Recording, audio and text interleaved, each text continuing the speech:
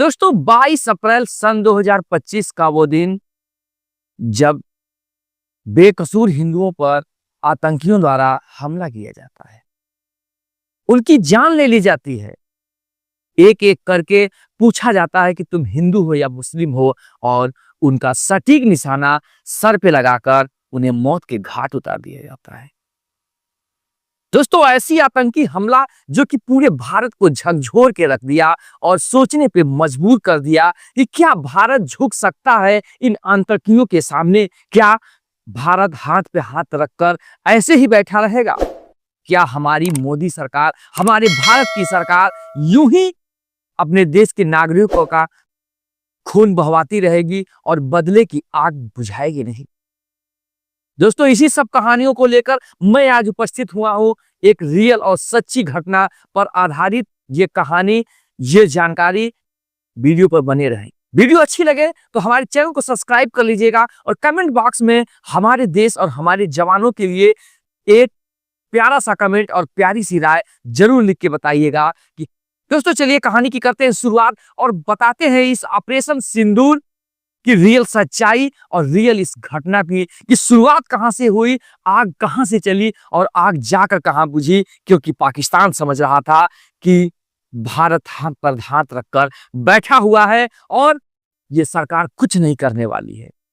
इन आतंकियों को मुंहतोड़ जवाब देना था जो कि भारत सरकार ने ऑपरेशन सिंदूर के तौर पर दे चुका है। दोस्तों ये कहानी की शुरुआत 22 अप्रैल सन 2025 का वो सुबह का दिन था, जबकि हमारे देश के बहुत सारे कोनों से लगभग 4 या 5 हजार के आसपास श्रद्धालु उस पहलगाम से सटे लगभग 8-10 किलोमीटर दूरी, जहां पर वो घाटी एक सुनहरा मौसम होता है, जहां पर लोग टहलने के लिए आते हैं। किसी की अभी 2 दिन पहले शादी हुई थी, किसी की महीने दिन पहले शादी हुई थी, कोई टूर पर आया था तो कोई हनीमून के लिए आया था, अपने फैमिली को लेकर यहां पर आए हुए थे। दोस्तों एक गरीब आदमी यहां पर कभी नहीं आता, क्योंकि जिसके पास पैसे नहीं है, जिसके पास रोजमर्रा की जरूरतें पूरा करता है, वो तो जो टूर पैकेज है वो अपनी दादी नानी के घर किया करता है।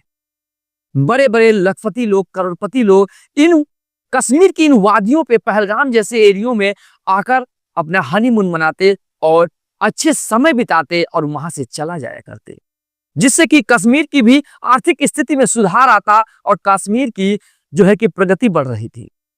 ये आतंकियों को देखा नहीं गया। उसी समय लगभग में दिन के 11 या 12 बजे हुए थे, जो कि उन भारतीय नागरिकों पर कुछ आतंकी हमला कर देते हैं। हमला करने के बाद वो चुन चुन के सेम सटीक निशाना सर पर लगा रहे थे और केवल ही आदमियों को वो लोग मार रहे थे। हजारों की संख्या में आए श्रद्धालु कश्मीर की उन घाटियों में धीरे धीरे करके घेर करने जाया लगे। वहां पर हड़कंप मच गया। पास के ही बॉर्डर एरिया में जब ऐसी घटना की वारदात हुई, लगभग में हजारों की तादाद में वहां पर भारतीय श्रद्धालु थे, भारतीय नागरिक थे, जो कि वहां पर टहलने के लिए गए थे और उन्हें रुपए पैसों की कोई कमी नहीं थी। वो किसी किसी प्रकार से भागकर लोग जान बचाए, लेकिन लगभग में सैकड़ों भारतीय नागरिक मौत के घाट उतर गए। वो जो आतंकवादी थे वो पकड़कर लोगों से धर्म पूछते, धर्म पूछकर जो भी हिंदू धर्म बताता उसे तुरंत ही सर पे गोली मार देते, जो मुस्लिम बताता उसे कलमा पढ़वाते। ऐसे लगभग में दर्जनों मुस्लिम थे जिससे एक एक करके कलमा पढ़ाया गया।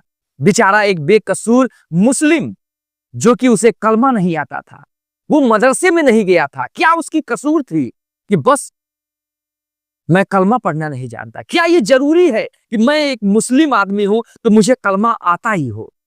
लेकिन उन दरिंदों ने, उन आतंकवादियों ने उसे भी नहीं बख्शा, उसे हिंदू समझकर उसे भी मौत के घाट उतार दिया गया। हाथ तो तब हो जाती है कि जो भी अपने फैमिली के साथ, अपने बीवी बच्चों के साथ गया हुआ था, उनकी पत्नियों को उनके सामने ही मौत के घाट उतार गए। पत्नियां कहती रही, चीख चीख के भीख मांगती रही कि मुझे भी मौत के घाट उतार दो, लेकिन वो लोग एक ना सुने। बोले जा तू अपने सरकार मोदी, नरेंद्र मोदी से कह मैंने किस तरीके से इन लोगों को मारा है, मेरी खबर पहुंचा। सोचो, इतनी दरिंदगी भरी बातें कहकर दिल को झकझोर देने वाली कहानी थी।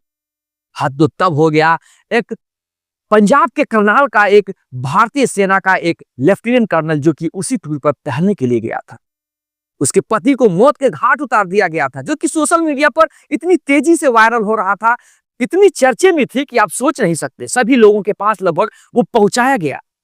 अभी महज 4 या 5 दिन उसकी शादी को हुए थे। अभी वो अपने जीवन का उस शुरुआती पड़ाव भी नहीं शुरू कर पाया था, जो कि मौत के घाट उतर गया, क्योंकि वो निहत्था था। नहीं तो सारे आतंकवादियों को वो खुद ढेर करने की अपनी काबिलियत रखता था। दोस्तों, समय बीतता गया।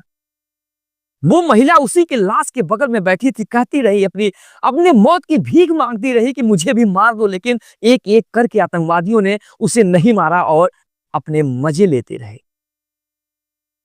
दोस्तों, समय बीतता गया। उधर जैसे ही इस पहलगाम की मौत की खबर, इन आतंकियों की खबर जैसे ही भारत सरकार नरेंद्र मोदी के पास पहुंचती है, जो कि हमारे प्राइम मिनिस्टर सऊदी अरब के दौरे पर थी, तुरंत ही सऊदी अरब के दौरे को समाप्त करके आनंद फानंद में आते हैं, अपने स्वदेश वापस लौटते हैं। दोस्तों, वापस लौटने के बाद वो बहुत ही सोचते हैं, अपनी कैबिनेट में बैठकर बहुत ही राय लेते हैं कि कैसे अंजाम देना चाहिए। कुछ दिन बीतते हैं, पाकिस्तान सोचता है कि भारत भूल चुका है पहले ही तरीकों से, आज भी मोदी की केवल चर्चे और नाम ही है, ये कुछ नहीं कर सकते। दोस्तों, धीरे धीरे समय बीतता है। 3 मई का वो दिन आता है जब नरेंद्र मोदी, हमारे देश के प्राइम मिनिस्टर, रक्षा मंत्री राजनाथ सिंह और वायु सेना के चीफ, थल सेना के चीफ और जल सेना के चीफ, तीनों को बुलाया जाता है और एक साथ दिल्ली में मीटिंग कराई जाती है। मीटिंग में अपने सारे उन कारनामों को एकत्र किया जाता है और सबको टारगेट किया जाता है कि क्या होना चाहिए, इस पाकिस्तान के इस आतंकवादियों के इन हमलों से परेशान आ चुके हैं हम लोग, कैसे अंजाम देना चाहिए ताकि पाकिस्तान के भी आम नागरिकों की कोई भी क्षतिग्रस्त ना हो, कोई भी बेकसूर पाकिस्तान का भी नागरिक ना मारा जाए।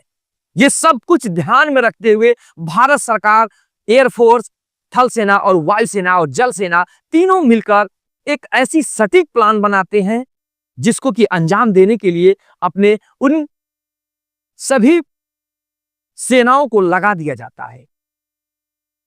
दोस्तों, ये तीनों सेनाएं मिलकर इतना जल्दी उन सटीक आतंकियों की ठिकानों की जानकारी निकालते हैं खुफिया विभाग के थ्रू कि आप भी सोच नहीं सकते, भारत सरकार भी नहीं सोच पाई थी कि क्या इतना जल्दी हम लोग काम के अंजाम को दे पाएंगे। दोस्तों, धीरे धीरे 3-4 दिन बीतते हैं और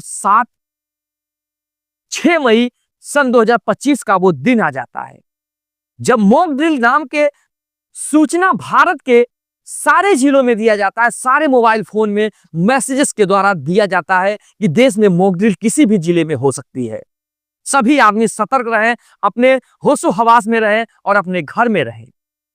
दोस्तों, उधर पाकिस्तान की मीडिया जब सुनती है मॉक ड्रिल के नाम पर, तो वहां पर हवा उड़ाया जाता है, हंसी उड़ाई जाती है कि भारत जो है केवल डरा रहा है कि मॉक ड्रिल नाम सुनकर पाकिस्तान में लोग डर जाएंगे।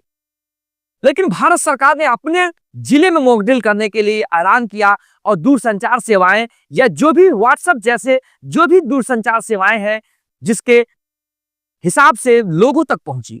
लेकिन ये क्या पता था कि मोदी का प्लान कुछ और ही है, सेना का प्लान कुछ और ही है। 6 और 7 दोनों तारीखों के बीच 1:05 पर हमारी एयरफोर्स सेना जो है कि उस मॉक ड्रिल नाम के उस कारनामे को अंजाम अपने देश में नहीं बल्कि पाकिस्तान के उन विभिन्न जिलों में करती है, विभिन्न ठिकानों पर करती है। 9 आतंकी ठिकानों को मात्र 28 मिनट में ढेर कर दिया जाता है। दोस्तों, लश्कर तैयबा जैसे लगभग में कई ऐसी सरगनाएं थी, कई ऐसे ठिकाने थे, कई ऐसे आतंकवादी संगठन थे जिनका मैं नाम नहीं लेना चाहता हूं, वो सब आप जानते हैं, जिसकी गंदगी का नाम मैं अपनी जबान से नहीं लेना चाहता हूं। दोस्तों, उन सभी को एक एक करके हमारी वायु सेना, हमारे सुपर जेट, हमारे अच्छी अच्छी मिसाइलें जो कि मार करने वाली, वो उनके ऊपर छोड़ा जाता है, सेम सटीक निशानों पे, और सबको जो है कि नतमस्तक करके उनको भगवान के हवाले कर दिया जाता है, क्योंकि वो लोग जीने के लायक नहीं, इतनी दरिंदगी के।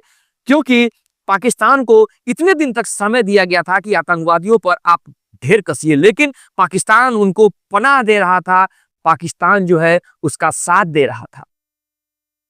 दोस्तों, वो एक एक करके किसी की भी बात नहीं सुन रहा था, जिससे मजबूरन में भारत सरकार को उनके ठिकानों पर जो है कि हमला करना पड़ा। पूरी तैयारी के साथ लगभग में वहां के पाकिस्तान के उन नागरिकों को, आम नागरिकों को क्षतिग्रस्त हमारे हिसाब से कुछ भी नहीं हुई है, केवल इन आतंकियों को ही ढेर किया गया है। दोस्तों, काम को अंजाम दे दिया गया है, लगभग में सैकड़ों आतंकवादियों को ढेर कर दिया गया है, मौत के घाट उतार दिया गया है। ये ऐसी खबर हमारी इस सोशल मीडिया और हमारे इस न्यूज में चैनलों के हिसाब से ये बताया जा रहा है।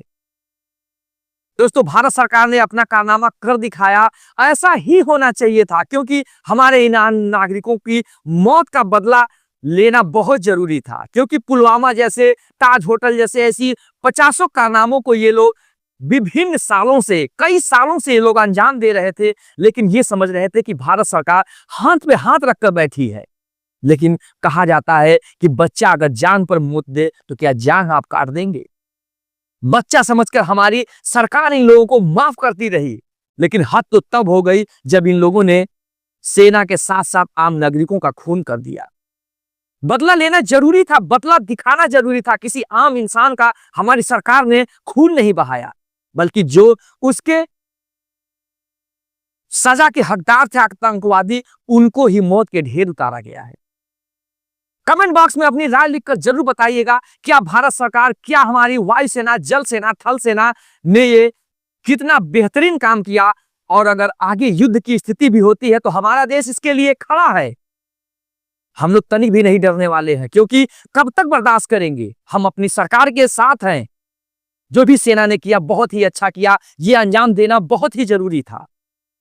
ऐसी ही लेटेस्ट कहानी और लेटेस्ट जानकारी के लिए हमारे चैनल को सब्सक्राइब कर लीजिएगा और देखते रहिएगा हमारे इस चैनल को। जय हिंद, जय भारत, वंदे मातरम।